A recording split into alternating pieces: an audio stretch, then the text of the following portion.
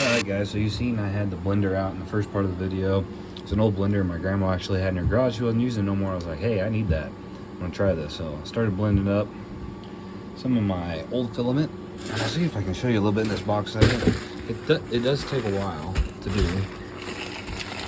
You see down in there? And the little bitty tiny pieces work the best. The bigger black ones I'll have to put in there again. I thought that'd be small enough. But you want that more powder stuff, I found out. So, the two colors I had obviously was like the wood brown and then black. So that's the color. I know it's a little strange. But this is a little tray mold, and it's basically one like for people to be able to put jewelry in or soap or whatever. It has a lot of uses, but I got two of them on Amazon, and I'll put the link to some of these with this video on Amazon so you can get some yourself.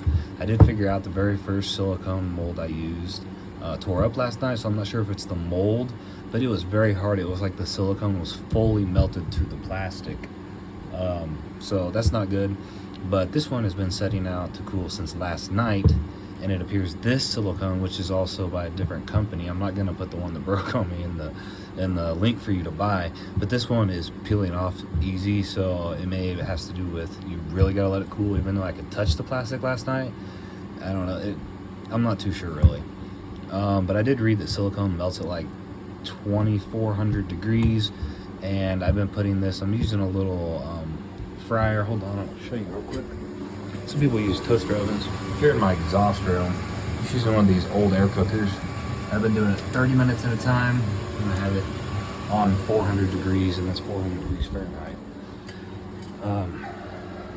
So you definitely want to do it somewhere where there's some kind of exhaust. I mean, maybe a couple times is okay, but if you're going to be doing it often, because I had to put some of the tore up filament in here, put it in the deal for about 30 minutes at the 400 degrees, and it melted. And also the temperature gauge on that air fryer may be old, so it may not be too accurate if it's really 400 or not.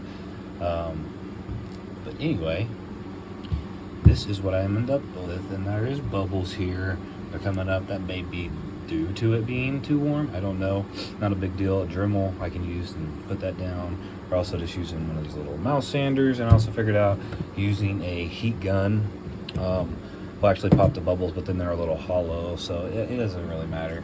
Also, Dremel, it's not the bit I will use. I'd use something more for filing, like more of a, like one of the sander drum roll deals. But anyway, I'm gonna take this off. Let's see what this looks like. Do notice right off the bat, these edges are obviously sharp around here. I should be able to get this out maybe with one hand. The other one was not like that. I was using pliers to rip that other one off. Like I said, I definitely will not share the link to that. Okay, so maybe my temperature being too warm is causing these bubbles. I'm not really sure.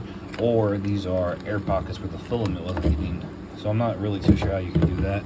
However, this is really freaking shiny and smooth.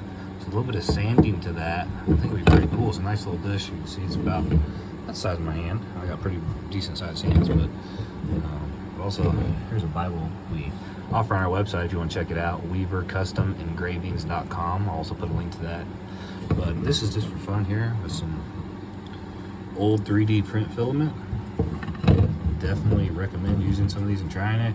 Now, as long as it took, because it had to go in the air fryer like 5-6 times and keep adding some and keep getting it melted more. You see it's not flat, but I think that's the bubbles on the bottom.